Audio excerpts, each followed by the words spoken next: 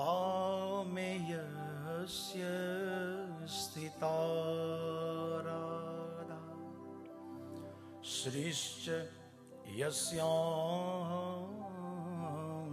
वृक्षसि वृन्दावनं विहारन्स्त्वं श्रीकृष्णं हृदि चिन्तये।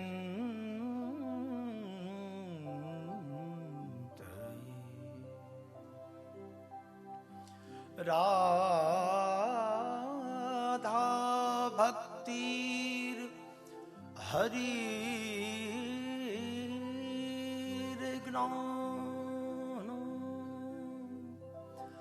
ताभ्यं व्याच समन्वितं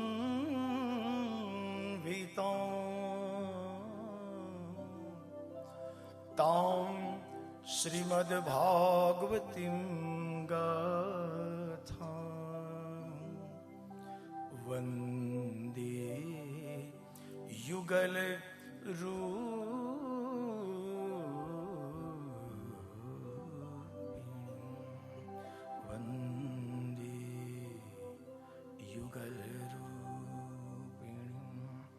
श्री भागवत भगवान की जय। અહીં અત્ર તત્ર સર્વત્ર વિલસી રહેલી માનુષ ગુણ પ્રવર્તક અને શાસ્ત્ર રચયિતા ભગવાન બાદરાયણ વ્યાસજીની પરમ ચેતનાને મારા પ્રણામ। અને આ ચેતના જે દેહમાં જે શરીરમાં સુકૃત અને સાકાર થઈ છે એવા વ્યાસ કૃપા પાત્ર આપ સૌ ગ્રંથ ગુણ ગાયકોના ચરણમાં મારા પ્રણામ। એક ઉત્કૃષ્ટ વિચાર સાથે એક આદર્શ અને ગરિમાવંત આવું સુંદર આયોજન જેમને કર્યું એવા આપણા યુથ આઇકોન, આપણી યુવા ધરોહર કથા જગતની અને જેમના સ્તુત્ય કાર્ય માટે ખૂબ પ્રસન્નતા અભિવ્યક્ત કરી એવા તળિયેથી તાળવા સુધી જેમનામાં સખ્ય ભાવ અને સુહૃદ ભાવ છે એવા જિગ્નેશ દાદા, જ્યાંથી પણ એને જોઈએ તો સખ્ય ભાવ જ જોવા મળે। અને એક આપણું વિશિષ્ટ વિદ્યારત્ન વેદજ્ઞ વિદ્વાન ડૉક્ટર મહાદેવ પ્રસાદજી અને સૌ ગુરુજનો, કરુણા હૃદય ઉદારચિત સહજાનંદીય સંતો,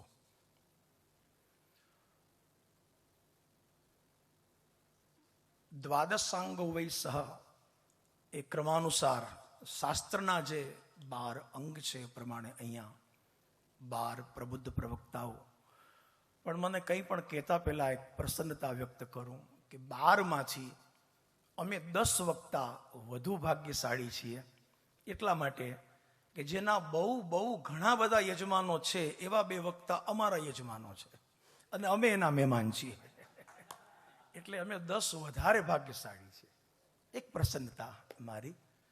અને બાકી તો અગિરણ ગોષ્ઠીમાં જ્યારથી પગ મૂક્યો ત્યારથી એવું લાગ્યા કરે છે, ઉત્તરકાંડની બહુ સિદ્ધ પ્રસિદ્ધ ચોપાઈ યાદ આવ્યા કરે। મુદિતા મથે વિચાર મથાની દમ આધાર રજુ સત્ય સુબાની।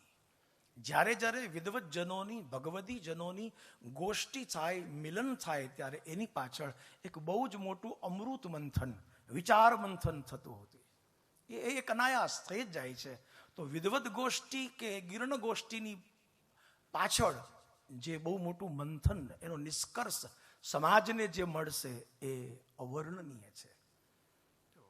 મુદિતા મચે વિચાર મથાની, તો આ મંથનનો ખૂબ સુચારુ પ્રયાસ થઈ રહ્યો છે।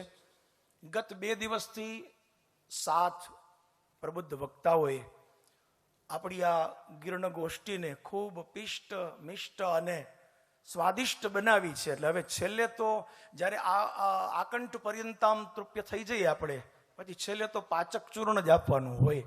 અને એ જવાબદારીમાં સૌથી પહેલા કૌશિકભાઈએ મને હજમ લઈને બેહાડી દીધો બહુ આનંદ છે, કારણ કે એમનો પણ સદભાવ છે. તો હરિકૃપાથી જે કંઈ હૃદયમાં સદભાવ જાગશે એ આપણી પાસે વ્યક્ત કરવાનો પ્રયાસ. વિષય અનુસંધાન જે ચયન કરવામાં આવ્યું કે આપણા શાસ્ત્રો અને આપણું સમાજ જીવન, બહુ જ ભીતરની અનુભૂતિમાં સમાધિસ્થ કરી દેવો બહુ મજાનો સુંદર આ વિષય લાગે છે. અને હું તો શું, દરેક પ્રવક્તા આના ઉપર દિવસોના દિવસો સુધી પોતાની ચિંતન પ્રવાહિકા પ્રવાહિત કરી શકે એવો મજાનો શાસ્ત્ર અને સમાજ જીવન. આ તો વિષયોનું એક અનુસંધાન છે, બાકી કથા સ્વયં નિર્વિષય છે. તો કથા ગંગધારા છે, હિમાલયના ઉત્તુંગ શિખર ઉપરથી વહેતી આ ગંગધારા, એને રસ્તાની જરૂર નથી, એ જ્યાં જાય ને રસ્તો બની જાય છે. કથાને વિષય અનુસંધાનનો કોઈ કારણ જ નથી, એ તો જે પ્રવાહમાં જાય ત્યાં એક માર્ગ, એ રસ્તો આપમેળે સર્જી દેતી હોય છે. તો એક અનુસંધાન લઈને આ એક વિદ્વાને સરસ વ્યાખ્યા આપી, કમ થીયતે સ કથા. બ્રહ્મ સુખની બ્રહ્મ અનુભૂતિમાં જે સંસારમાંથી ઉઠાવી અને આપણને સ્થિત અને સ્થિર કરી દે એનું નામ કથા છે. બ્રહ્મ અને બ્રહ્મ સુખ અને કથા આ ત્રણેય એકરૂપ લાગે છે, એમાં કોઈ ભેદ નથી. રામાયણ, અમારી વાતનું પ્રમાણ રામાયણમાં ગોસ્વામી તુલસીદાસજી મહારાજે પણ આપ્યું કે જથા અનંત રામ ભગવાના તથા કથા કીર્તિ સુબના. જેટલા ભગવાન અનંત, જેટલા બ્રહ્મ અનંત, એટલી જ ભગવાનની કથા અનંત છે. એટલું જ એનું અનંત તત્વ છે. ઘણી વાર તો એવું લાગે છે કે ગ્રંથો પછી લખાયા, પણ ગ્રંથો ગુણગાન એ તો પરાપર્વથી ચાલતી પરંપરા છે. ગ્રંથો ક્યારે લખાયા એનો ઇતિહાસ કદાચ અશક્ય છે, પણ સંશોધનકારોએ હજી એનું તાળિયું મેળવવાનો પ્રયાસ કરે કે આ સમયથી આપણે કહેવાય છે કે સૌથી પહેલો આ દુનિયાનો ગ્રંથ ઋગ્વેદ, મહર્ષિ વેદવ્યાસજીએ સૌથી પહેલા કલમ ઉઠાવી. લખવું શું એ દુનિયાને ખબર નહોતી, ત્યારે સૌથી પહેલા કંઠસ્થ પરંપરાને ગ્રંથસ્થ કરવાનું શ્રેય વ્યાસજી ભગવાનને મળ્યું. આપણે કહીએ છીએ ને, વિશ્વના વિદ્વાનો, વિશ્વના બુદ્ધિમંત વિચારકો આને સ્વીકારે છે, પરંતુ કથા ક્યારથી શરૂ થઈ એનો કોઈ ઇતિહાસ, એનું કોઈ સાલ સંવત નથી. એ ભગવાન તથા કથા કીર્તિ, ભગવાન જેટલા અનંત છે એટલી જ કથા. ઘણી વાર તો એવું લાગે કે કથા જેનું કથન કરે છે એનું કથન કરી શકાય. ભગવાનની રામકથા કરી શકીએ, શિવ કથા કરી શકીએ, કૃષ્ણ કથા કરી શકીએ, પણ કથાની કથા કરવી હોય તો બહુ અઘરું લાગશે. કથાની કથા, કારણ કે કથા પણ અનંત છે, એટલા માટે એની કથા કરવી. કારણ કે કથા એ કેવલ પ્રાસાદિક વિષય નથી, એ આસ્વાદક વિષય છે. કથા કહેવી એ પ્રસાદ છે. આપણે કહીએ કે ગુરુ પ્રસાદ છે, ભગવત પ્રસાદ છે, અને કથા એ મોટા મોટું તો મહાદેવ પ્રસાદ છે, કારણ કે કથા જ ભગવાન મહાદેવજીનો પ્રસાદ છે. એ પ્રાસાદિક વાણી છે, પણ કથા એ આસ્વાદિક વાણી પણ છે. અમારે એક વિદ્વાન બહુ સરસ કહેતા હતા કે શ્રોતાના 3 પ્રકાર હોય. અમુક શ્રોતા છે એ આયોજક હોય છે, એને આયોજન જ કરવા ગમે, અને એનું પ્રમાણ આપણે અહીંયા જ્યાં બેઠા છીએ તે આપણા બળવંતભાઈ છે કે આ 2 દિવસ શું કામ, 7 દિવસ કરો, અહીંયા જ કરો, ક્યાંય ન જાઓ. અમુક શ્રોતા એવા છે જે કથા પ્રેમી, જે આયોજક વર્ગ છે. અમુક વર્ગ એવો છે જે આસ્વાદક છે, એને માત્ર સ્વાદથી મતલબ છે. અને એક વર્ગ એવો છે કે જે માત્ર આલોચક છે, એને કેવળ આલોચના જ કરવી છે, બીજું કંઈ એને સૂઝતું જ નથી, કારણ કે એનો પ્રકૃતિજન્ય સ્વભાવ છે. કોઈનો 5.5-6 કરોડનો બંગલો હોય, એમાં એને એટલી બધી સરસ વસ્તુઓ બનાવીને બંગલો બનાવ્યો હોય, પણ એની અંદર ઉંદરડાને લઈ જાઓ એટલે એ કાણું ક્યાં છે અને બિલ ક્યાં છે, બસ એ જ ગોત્યા રાખે. એવું નથી કે ઉંદરડા પૂંછડીવાળા હોય, આપણામાં ઘણા આંટા મારતા હોય છે. તો એક વર્ગ એવો છે જે આલોચક છે, પણ કથા એ પ્રાસાદિક વાણી છે, કથા એ આસ્વાદિક વાણી છે. ભગવાનની કથા એ અદ્ભુત તો છે, પણ ભગવાનની કથા અવધૂત પણ છે. જેટલી અદ્ભુત છે એટલી જ અવધૂત છે. જેટલું અદ્ભુત હશે એ બધું અવધૂત નથી હોતું. અદ્ભુત ઘણું હોય છે, પણ એ બધું આગ્રાનો તાજમહેલ અદ્ભુત હશે પણ અવધૂત નથી. ત્યાં આપણું શ્રદ્ધાનું નમન નથી. તો જે અદ્ભુત છે એ અવધૂત ન હોય, અને જે અદ્ભુતે હોય, અવધૂતે હોય, એ બધું અનુભૂત, જીવનમાં અનુભવી શકાય એવું પણ નથી હોતું. જ્યારે એક ભગવાનની કથાના શાસ્ત્રો એવા છે કે સમાજે એને માણ્યા પણ છે, જાણ્યા પણ છે, અને જીવનમાં સહજતાથી ઉતાર્યા પણ શાસ્ત્રોની બહુ જ મોટી પકડ, બહુ જ મોટી અસર આપણા સમાજ જીવન ઉપર ખૂબ રીતે રહી છે. આ વિષયને ક્યાંથી ઉપાડું, કઈ રીતે એક વિચાર આમાં દ્વિધા થઈ જાય એવો મજાનો સદન ભાવ જાગે કે સમાજ ઉપર શાસ્ત્રોએ કેટલી મોટી પકડ આપી છે, કેટલી મોટી. જેમ બ્રહ્મ અકાટ્ય છે એમ કથા પણ અકાટ્ય છે. કથાને કોઈ કાપી નહીં શકે. કથા ઉપર પ્રહારાત્મક આજથી નહીં સતયુગથી ચાલ્યા આવે છે. કથાના કાપવાના પ્રયાસ તો સતયુગથી ચાલી આવે છે, પણ કથા અકાટ્ય છે. કારણ એ છે પૃથ્વીનો પ્રલય થઈ શકે, બ્રહ્માંડનો પ્રલય કઈ રીતે થાય? આ તો બ્રહ્માંડીય પરંપરા છે. સૌથી મોટા કથાકાર આ દુનિયામાં હોય તો 3 મહાદેવતાઓ છે, બ્રહ્મા, વિષ્ણુ અને મહેશ. ત્રણેયનો સ્વભાવ જ કથા કરવાનો, કથા સાંભળવાનો છે. કથા માત્રેન જીવિતમ, કથા જ જેનું જીવન છે. સૌથી મોટા વક્તા તો આ 3 મહાદેવતાઓ છે જે સતત કથા નિરત રહે છે. તો કથા એ બ્રહ્માંડીય પરંપરા છે. એના ઉપર કથા એ ઉપહાર છે, પ્રહાર નથી. કથા એ હંમેશા સમાજ માટે ઉપહાર છે, પણ કથા ઉપર પ્રહાર આજકાલથી નહીં, ઘણા ટાઈમથી. મને ઘણી વાર એવું લાગે કે શિશુપાલ મરી ગયો પણ શિશુપાલની 100 ગાળો હજી અમર છે. શિશુપાલ મરી ગયો પણ એની 100 ગાળો, જેમ શાસ્ત્રના સૂત્રો અવતાર લે, શ્લોકો અવતાર લે, વેદના મંત્ર અવતાર, તો ગાળો અવતાર ન લે, હજી લીધા જ કરે છે અને એ આવ્યા જ કરે છે. તો શિશુપાલ મર્યો પણ એની 100 ગાળો હજી એ દરેક યુગમાં, એ પણ ચારો જુગ પ્રતાપ હોયા જ કરે છે. તો એ આવ્યા કરે, કારણ કે એ કથા સાથે વણાયેલી વસ્તુ છે. એ કથા સાથે પ્રહારાત્મક ભૂમિકા. ક્યારેક ક્યારેક એવું થાય કે રાજસુ યજ્ઞની આટલી મોટી સભામાં ભગવાન દ્વારિકેશ અને એને 100 ગાળો આપી, ત્યારે આ માણસની હિંમતને દાદ દેવી પડે અને એની કંઠસ્થીને દાદ દેવી પડે કે જેને 100 ગાળ કંઠસ્થ હતી. બાકી એ અશક્ય છે. પણ એ માણસ 100 ગાળ દઈ શક્યો, નો રિપીટ. તો એનું કારણ છે કે એને ક્યારેય કથા જ નથી સાંભળી. હકીકત એ છે શિશુપાલ જીવનમાં ક્યાંય જોવા નથી મળ્યું કે ક્યારેય કથા સાંભળવા નથી. પૂજ્યપાદ બ્રહ્મલીન સદગુરુદેવ ડુંગરે બાપજી કહેતા કે જેના જીવનમાં કથા નથી એના જીવનમાં વ્યથા અથવા તો જીવન વૃથા છે. કથા જ જીવનની પ્રથા બદલી શકે છે. સમાજની પ્રથાઓ પડેલી નથી, કથા એ પાડેલી છે. સમાજમાં જે પરંપરાઓ, જે પ્રથાઓ આપણે ત્યાં પડી છે, એના મૂળમાં આપણી ગ્રંથસ્થ કથાઓ છે. કથા જીવનની પ્રથા પાડે છે. તો એવી ભગવદ કથાએ સમાજને આદિ માનવમાંથી મહામાનવ બનાવ્યો. જેને કપડાં પહેરવાની ખબર નહોતી એવા જંગલિયત ભર્યા વિચારવાળા આદિ માનવને મહામાનવ બનાવવાના મૂળમાં કેવળ હિન્દુ ધર્મ નહીં, દુનિયામાં 4000થી વધારે ધર્મ પડાય છે, 7500થી વધારે સંપ્રદાયો હશે દુનિયામાં, પણ દરેકના મૂળમાં ભગવદ કથા અને શાસ્ત્ર ગુણાનુવાદ પડ્યો છે, જેને જ માનવીનો ઉત્કર્ષ અને ઉન્નતિ કરી છે. તો કથાનું એક સમાજ ઉપર બહુ જ મોટું યોગદાન અને પ્રદાન રહ્યું છે.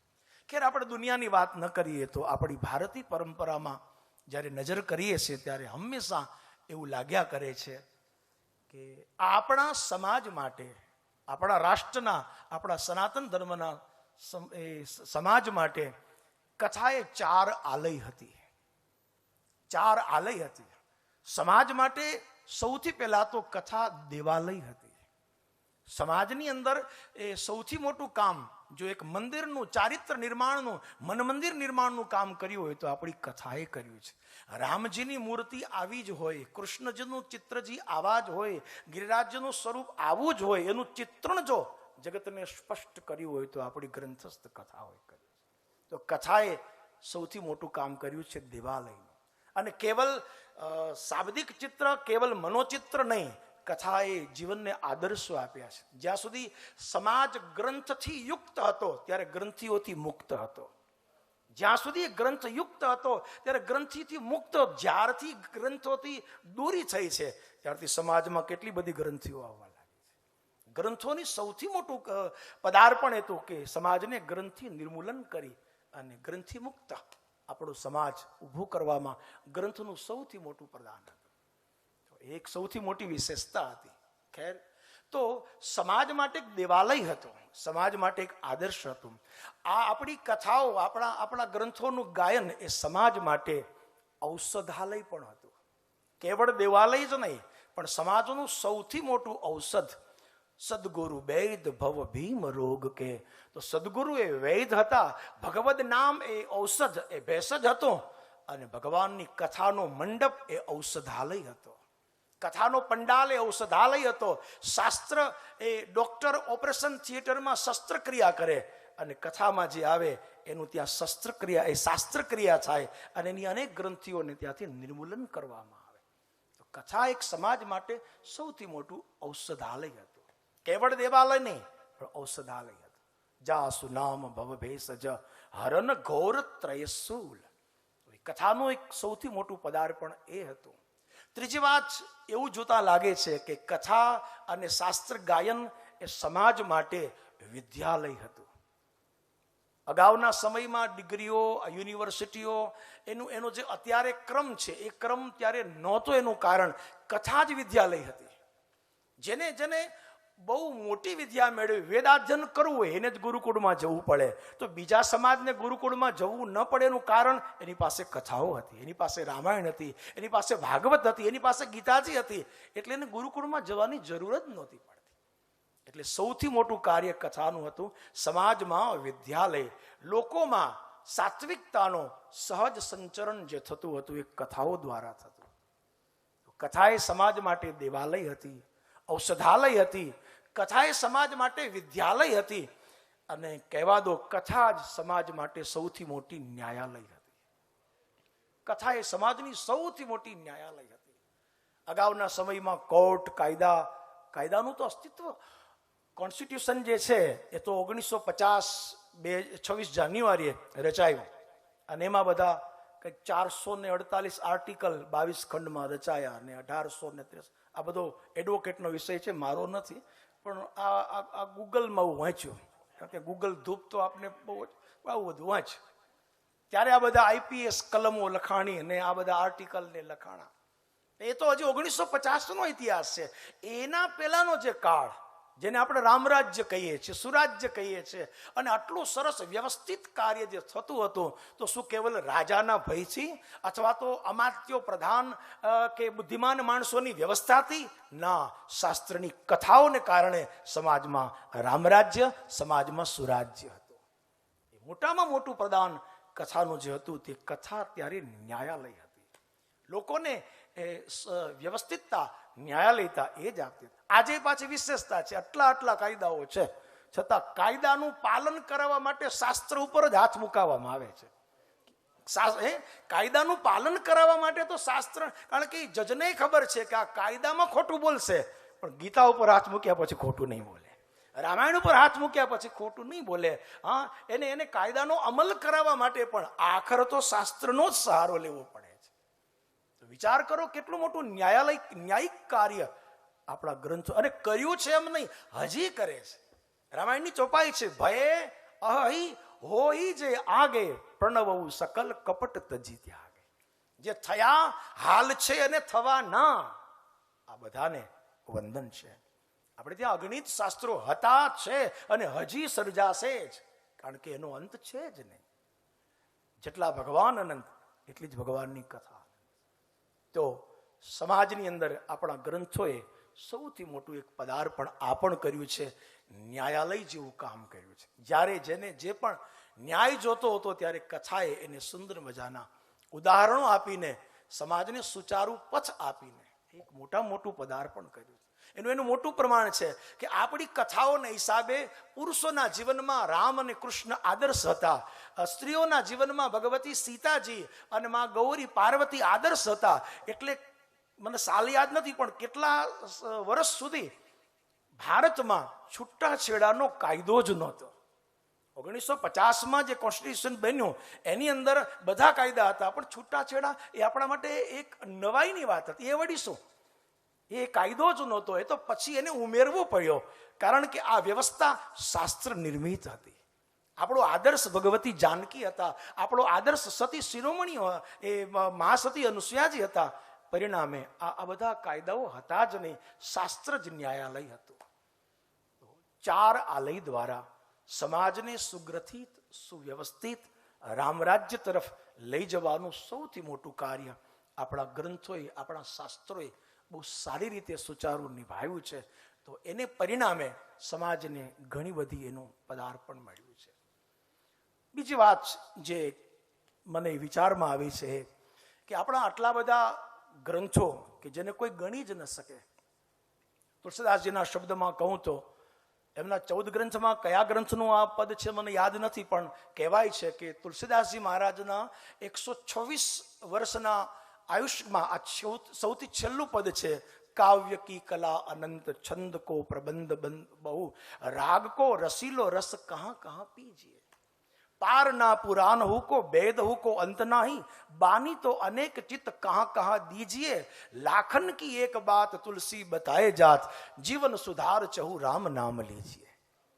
આ એક છેલ્લું તુલસીદાસજી મહારાજનું અને એના શિષ્યોમાં જે સૌથી પ્રધાન અગ્રીમ હતો અકબરના નવરત્ન માલ્યો ટોડરમલ.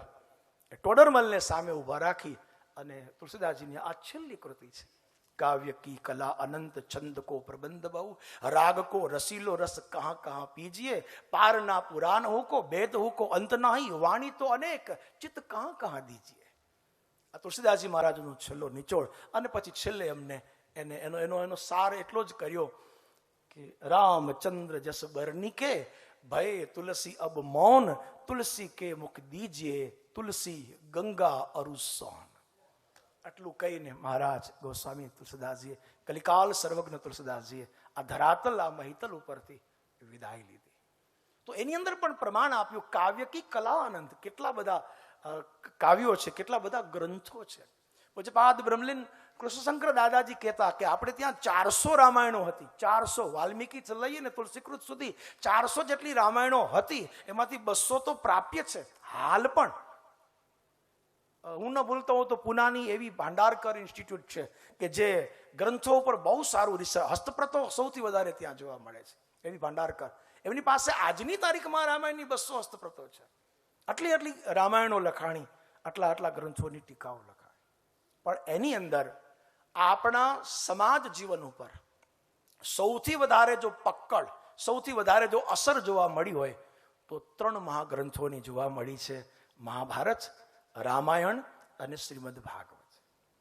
હું ભગવદ્ ગીતાને અલગ નથી ઉલ્લેખ કરતો કારણ કે મહાભારતમાં સમાવિષ્ટ છે. રામાયણ શબ્દ એટલા માટે કે એ બધી જ રામાયણો એમાં સમાવિષ્ટ છે. ભાગવતની અનેક ટીકાઓ પણ ભાગવતમાં. બધા જ ગ્રંથો મહાન છે, પણ આ ગ્રંથ 3 ગ્રંથોએ એવી પોતાની પકડ જમાવી છે સમાજમાં કે મૂર્ખથી લઈને મૂર્ધન્ય સુધી, એક પાગલથી લઈને પરમહંસ સુધી, અરે ગાંડાથી લઈને ગુણાતીત સુધી બધાને આ 3 ગ્રંથોની અસર છે. કોઈ બાકી નહીં હોય આમાં. દરેક સમાજનો એક નાનામાં નાના વર્ગથી માંડી સામાન્યથી લઈને મૂર્ધન્ય સુધી આ 3 ગ્રંથથી બાકાત નથી, આ 3થી પર નથી. તો એ એક આ 3 ગ્રંથની સૌથી મોટી સમાજ જીવન ઉપર પકડ રહી છે. હવે આ 3 ગ્રંથોના સતત શ્રવણથી સમાજે જે જીવનમાં શું મેળવ્યું એ મને જે દર્શન ગુરુ કૃપાથી થયું એ પીરસવાનો પ્રયાસ કરું છું કે સમાજે, વિદ્વાનોએ તો ખૂબ મેળવ્યું, અજ્ઞ તજ્ઞ કોવિદ બધા જ સુગનજનોએ તો ખૂબ મેળવ્યું, પણ સમાજે એમાંથી શું મેળવ્યું? તો એની અંદર આ 3 ગ્રંથોની જે સંગતિ છે અને સમાજને જે બહુ મોટા એને સૂત્રો આપ્યા, અને એ પણ જીવનપરક સૂત્રો.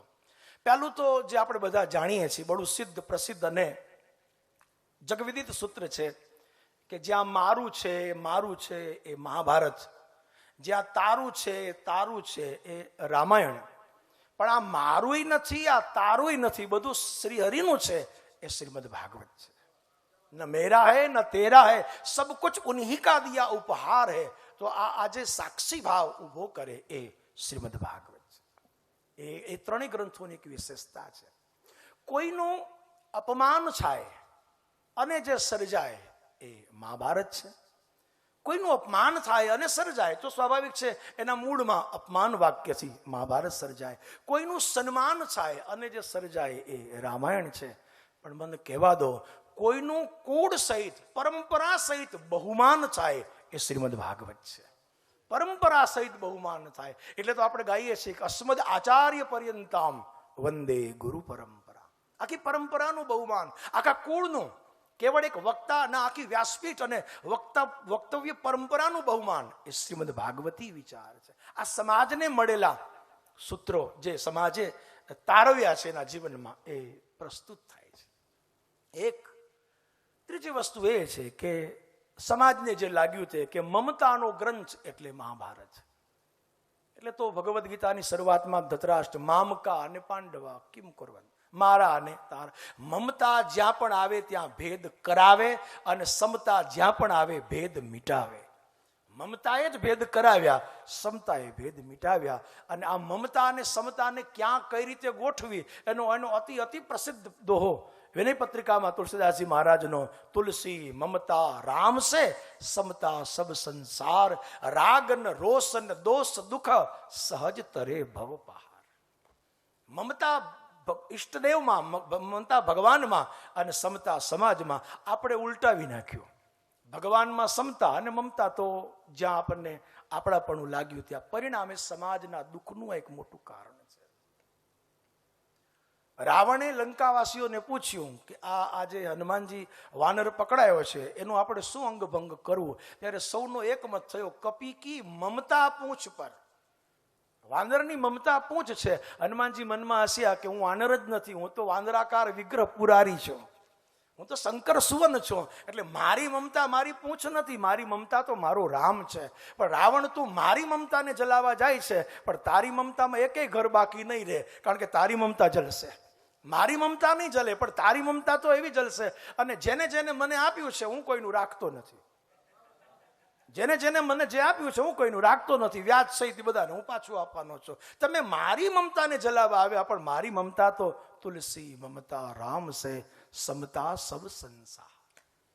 તો આપણા શાસ્ત્રોએ, સમાજે જે, એવું નથી કે મહાભારત એટલે મમતાનો જ ગ્રંથ, પણ સમાજને જે લાગ્યું હોય દર્શન કરાવવા હું પ્રયાસ કરું છું. તો મમતાનો ગ્રંથ એને માન્યો.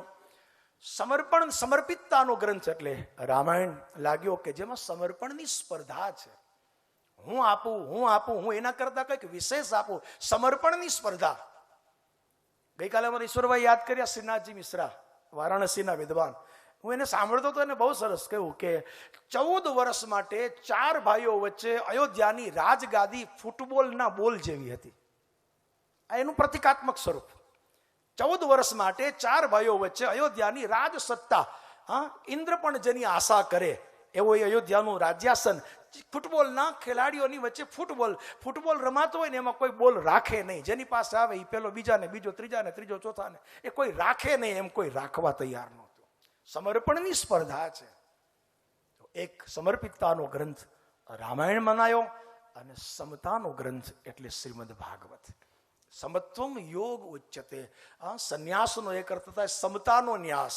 આ ભાગવતે આપેલી વ્યાખ્યાઓ એ સમાજને જોવા મળી છે, એટલે એને પરમહંસ ગ્રંથ મનાવ્યો છે. આ બધા જ જે કંઈ સમાજને મળતા ગ્રંથોમાંથી મળતી ઉપલબ્ધિઓ છે.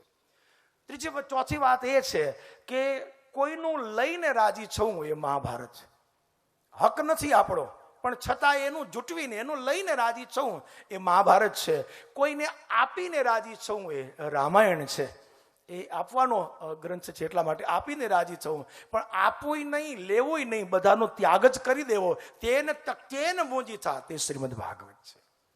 આપવાનો લેવાનો મારો અધિકાર જ નથી, હું આપું છું ને લઉં છું, કારણ કે હું તો એક સાક્ષી ભાવ છું. એ શ્રીમદ ભાગવતી ભાવ છે. તો સમાજને જે સરસ વસ્તુ લાગી, ત્રણેય ગ્રંથોમાંથી એક આઈડિયલ નેગેટિવ કેરેક્ટર જોવા મળે છે, કે જે હતા નેગેટિવ કેરેક્ટર પણ સમાજ માટે આદર્શરૂપ થયા હોય તો મહાભારતનો કર્ણ, રામાયણનો વાલી અને ભાગવતનો વત્રાસુર.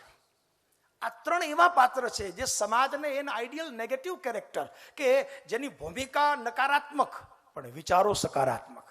એના વિચારોમાંથી સમાજને ઘણું બધું શીખવા મળ્યું, એની સ્તુતિમાંથી, એના વચનોમાં, એની નીતિઓમાંથી. ખુદ ઇન્દ્રને પણ વખાણ કરવા પડે કે ધન્ય વૃત્રાસુર, તારી ઉદારતાને, તારા વિચારોને. તો એ આ ત્રણ પાત્ર મહાભારતમાં કર્ણ અને ભાગવતમાં વાલી, કે ભગવાન રામને છુપાઈને અને એની નીતિ સામે રામજીએ પણ નતમસ્તક વખાણ કર્યા, તારી નીતિને ધન્યવાદ. એટલે તો દુનિયામાં પિતાને વાલી કહેવામાં આવે છે. બાપ ઘણા થયા પણ વાલી જેવો કોઈ બાપ જ ન થયો, હા, કે જેને પોતાના દીકરાનો હાથ રામના હાથમાં. ય તનય મમ સમ બિનય બલ, મારા જેવો બલવાન છે ને મારા જેવો જ વિવેકી છે. અને આ મારું બલ એડે ગયું પણ એનું બલ એડે ન જાય એટલે રામના હાથમાં એનો હાથ સોંપું છું. ત્યારથી બાપને વાલી કહેવાની આપણે એક પરંપરા આવી છે. તો એન આઈડિયલ નેગેટિવ કેરેક્ટર આ બધા જ કે નકારાત્મક ભૂમિકામાં હોવા છે. આ ગ્રંથોની વિશેષતા જુઓ. એટલે તો કહેવાય છે કે જે મહાભારતમાં નથી દુનિયામાં ક્યાંય નથી. અને જગતમાં જે કંઈ કહેવાય છે વ્યાચ્છો સિસ્ટમ, વ્યાસનું ઉચ્છિષ્ટ છે, બાકી દુનિયામાં કોઈ સાહિત્ય છે જ નહીં. એ સનાતન સત્ય છે. આપણે કહીએ છીએ નહીં, વિશ્વના વિદ્વાનો આ વસ્તુ કબૂલે છે, હકીકત છે. આ બધા તો ભગવદ્ ગુણ ગાયકો છો, તો સ્વાભાવિક છે કે આપણી કથા, આપણી પોથી આપને ક્યાંનો ક્યાં લઈ જાય, દેશ વિદેશમાં લઈ જતી હોય. હવે રાજકોટના એક કવિનું બહુ પ્રસિદ્ધ પહેલું છે ને, પોથીના પ્રતાપે અમે ક્યાં ક્યાં પહોંચ્યા. આ પોથી આપને ક્યાં લઈ જાય? વેપારી સુથી લઈને જાય એટલે એનો સોદો પાકો જ થાય, અને કથાકાર પોથી લઈને જાય એટલે એ ભગવાન સાથે એનો નાતો પાકો જ થાય. એ સોદો કરવા ન જાતો, નાતો કરવા જાય છે. આ આપણી પોથી જ એની પાસે છે, કથાકારની સંપદા જ આ પોથી છે. મને યાદ આવે એટલે વચ્ચે એક વાત, વિષયાંતર કદાચ થાય તો માફ કરજો, પણ પૂજ્ય બમલીન મારા ગુરુદેવ ડુંગર બાપજીના વાક્ય યાદ આવે. એને બહુ સરસ વાત કરી. કથાકારમાં 5 પરાયણતા. કથાકાર પારાયણ કરવા બેસે છે ત્યારે એની પરાયણતા બહુ મહત્વની વસ્તુ છે. જે 5 પરાયણતા આપી. સમાજ ભલે બીજા પરાયણ હોય પણ કથાકારમાં 5 પરાયણ. આ ડુંગર બાપજીના વાક્ય સુંદર મને યાદ આવે. સૌથી પહેલો તો એ કે વક્તા પીઠ પરાયણ હોવો જોઈએ. કથાકાર પીઠ પરાયણ. ગ્રંથને તો વફાદાર પણ વ્યાસપીઠને, કારણ કે વ્યાસની પીઠ છે. જ્યારે મંદિરમાં બહુ ભીડ હોય અને નાનકડા છોકરાને ભગવાનના દર્શન ન થાય ત્યારે એનો હેતાળ, પ્રેમાળ, વાત્સલ્ય વારીધી બાપ એના છોકરાને ખંભે બેહાડી અને ઠાકોરજીના દર્શન કરાવે, એમ વ્યાસ ભગવાન આપણને વક્તાઓને એની પીઠ ઉપર બેસાડી સમાજ દર્શન કરાવે છે.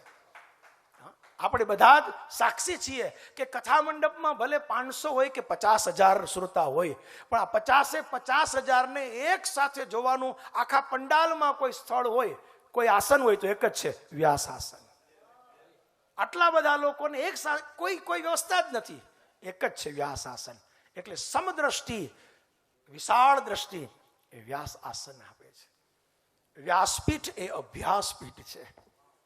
ગ્રંથ વાંચવા માટે, પુસ્તક વાંચવા માટે અને સમાજના મસ્તક વાંચવા માટેની સૌથી મોટી પીઠ હોય તો વ્યાસપીઠ એ અભ્યાસપીઠ છે. એક મોટું પ્રમાણ છે. વ્યાસપીઠ એ વિશ્વાસની પીઠ પણ છે. આજના સમયમાં તો હું કહી શકીશ ગૌરવથી, ધર્મ ક્ષેત્ર સંલગ્ન જેટલા પણ ક્ષેત્રો છે એને ક્યાંક ને ક્યાંક કલંક, ક્યાંક ને ક્યાંક લૂણો, ક્યાંક ને ક્યાંક સડો લાગ્યો છે. આજ પણ અબાધિત, નવપલ્લવિત કોઈ પીઠ હોય, કોઈ આસન હોય તો વ્યાસની વિશ્વાસ પીઠ છે. વ્યાસપીઠ હજી પણ નવપલ્લવિત, નિષ્કલંકિત છે. એનું મોટામાં મોટું કારણ કે વ્યાસની પીઠ છે. એટલે એ વિચારોને કે અવળે માર્ગે જવા જ ન દે. સમાજની વિશ્વાસની પીઠ છે. એટલું જ નહીં, વ્યાસપીઠ એ સમાજની વિશ્રામ પીઠ છે. સમાજને વિશ્રામ જોતો હોય તો માત્ર ને માત્ર વ્યાસપીઠ આપી શકે છે. સીધી વાત છે. શરીરને આરામની જરૂર છે, મનને વિરામની જરૂર છે, પણ આત્માને વિશ્રામની જરૂર છે.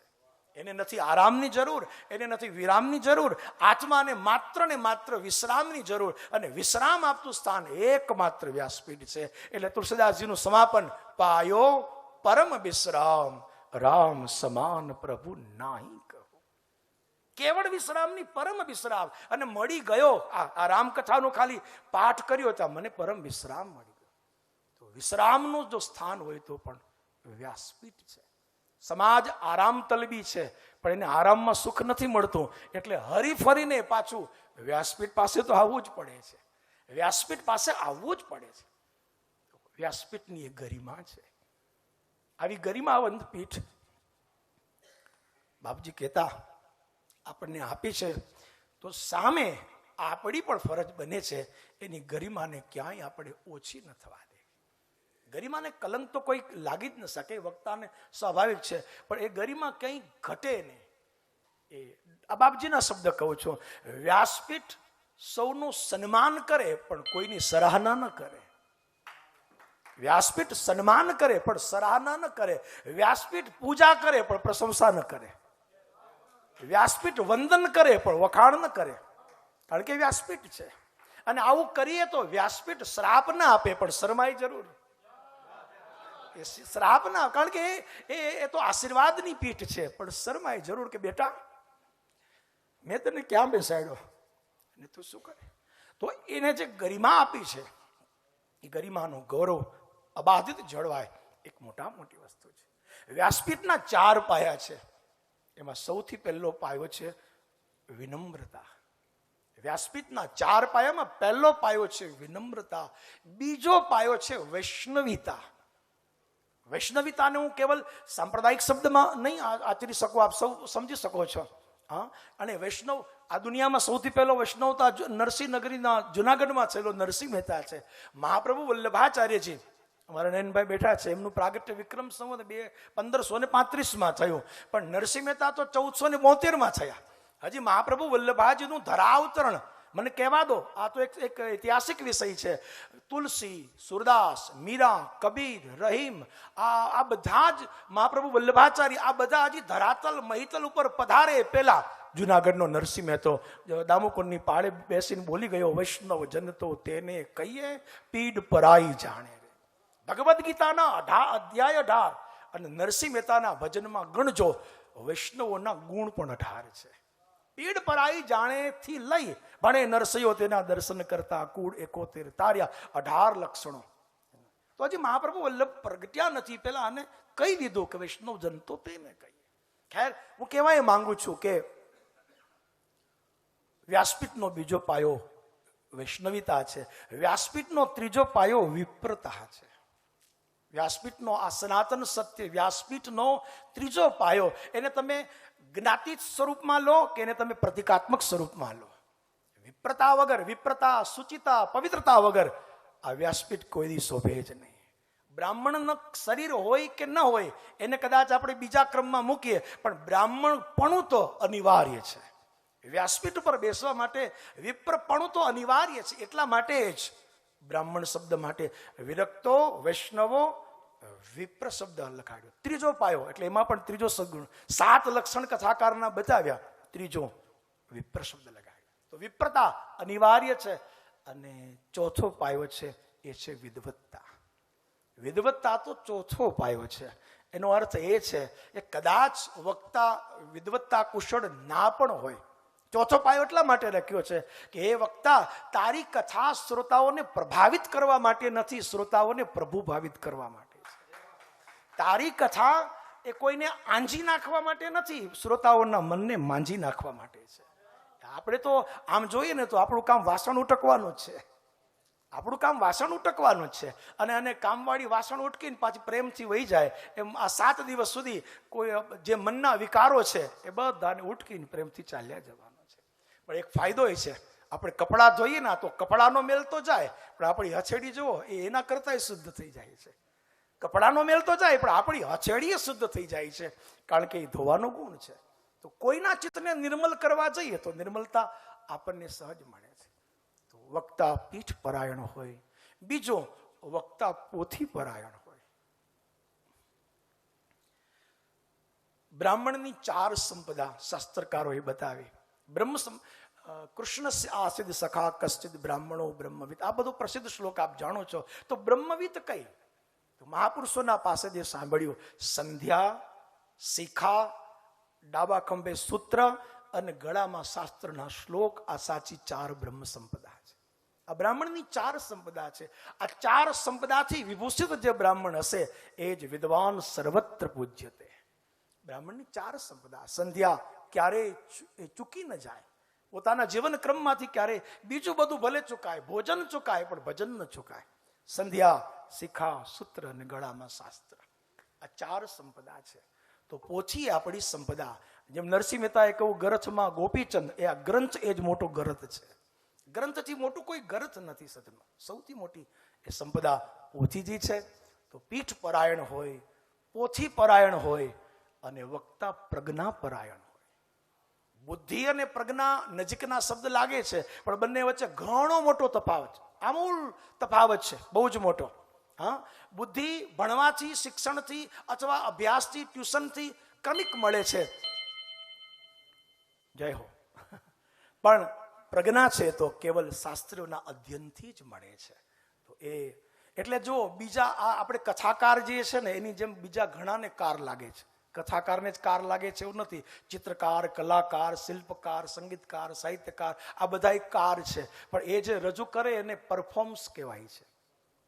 વાહ, ગુડ પરફોર્મન્સ, અને એની ક્રેડિટ મળે. હા, એ પરફોર્મન્સ છે, અને પરફોર્મન્સનો સીધો અર્થ છે પ્રદર્શન.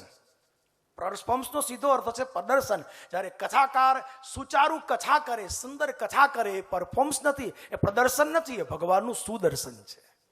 એ પ્રદર્શન નથી, એ સુદર્શન છે. એને પ્રદર્શન, એને પરફોર્મન્સ ન કહી શકાય. એટલે તો એ કાર હોવા છતાં પણ એનો સાક્ષાત્કાર કંઈક જુદો છે. એનો સાક્ષાત્કાર કંઈક જુદો છે. હા, એ રામકિંકરજીને કોઈએ પૂછ્યો કે કથાકારની છેલ્લી સફળતા કઈ, કથાકારની અંતિમ સફળતા કઈ? કે કથાકારમાંથી કાર શબ્દ નીકળી જાય, એ કથા ગાતા ગાતા એની જ કથા જીવનમાં ગવા લાગે, બસ એ કથાકારની છેલ્લી સફળતા. એનો કાર નીકળી જાય, એને સાક્ષાત્કાર થઈ જાય, એ સૌથી મોટી સફળતા છે. તો પ્રભુ પરાયણ, એ પીઠ પરાયણ, પ્રજ્ઞા પરાયણ, અને કથાકાર પ્રેમ પરાયણ, એટલે પ્રેમથી કથાનું ગાયન કરીએ. કદાચ ક્રમને સચવાય એ વાત સાચી વાત છે, પણ ક્યારેક એવું બને તો કથાકારની છૂટ છે. એક વિદ્વાન બહુ સરસ બોલ્યા કે ભલે હું કથા ન કહી શકું અથથી ઇતિ સુધી, ભલે હું કથા ન કહી શકું અથથી ઇતિ સુધી, પણ લઈ જઈશ જરૂર પ્રતીતિ સુધી, લઈ જઈશ જરૂર પ્રતીતિ. અને જાને બીનું ન હોય પ્રતીતિ, બીનું પ્રતીતિ હોય નહીં પ્રીતિ. એ પ્રતીતિ સુધી લઈ જવું એ કથાકારનું પ્રધાન કાર્ય છે. તો એના પરાયણ હોય, અને છેલ્લે વક્તા પ્રભુ પરાયણ હોય. કારણ કે પીછીમાં હોય તો દિવાલમાં લાગે. હા, વિંધેલો બીજાને વિંધે. ભગવાને ગીતા ગાય એટલા માટે કે એને 700 બાણથી પહેલા અર્જુનને વિંધ્યો, પછી કીધું કે હવે મંડ વિંધવા, આંખો બંધ કરીને કોઈને છોડતો જ નહીં. વિંધેલો વિંધે, એ વિંધાયો એટલે બીજાને વિંધી શક્યો. તો કથાકાર પ્રભુ પરાયણ હોય. આ 5 પરાયણતા પૂજપાત ડુંગરી બાપજી કહેતા. હું કહેવાનો છેલ્લો સમાપનમાં એટલું જ કહીશ કે ગ્રંથો એ સમાજ માટે દેવાલય હતા, ગ્રંથો એ સમાજ માટે વિદ્યાલય હતા, ગ્રંથો એ સમાજ માટે ઔષધાલય હતા, ન્યાયાલય હતા. અને એટલે જ પીબત ભાગવતમ રસમાલયમ, કારણ કે રસમાલયમાં બધા જ આલય સમાવિષ્ટ છે. સમાજ માટે સૌથી મોટી આ ગ્રંથોની પકડ છે. અને આપણે કંઈક પૂર્વના પુણ્યશાળી છીએ કે ભગવાને આપણને બીજી કોઈ ઉપાધિ આપી કે ના આપી, પણ આપણને ગ્રંથ ગુણ ગાયક બનાવ્યા. બસ આનાથી મોટું સન્માન, બહુમાન જીવનમાં હોઈ જ ન શકે. એ જ મારી પ્રસ્તુત ભાવના સાથે આપ સર્વ ભગવદી ચરણોના હૃદયમાં વંદના કરી મારી વાણી વંદના કરું છું.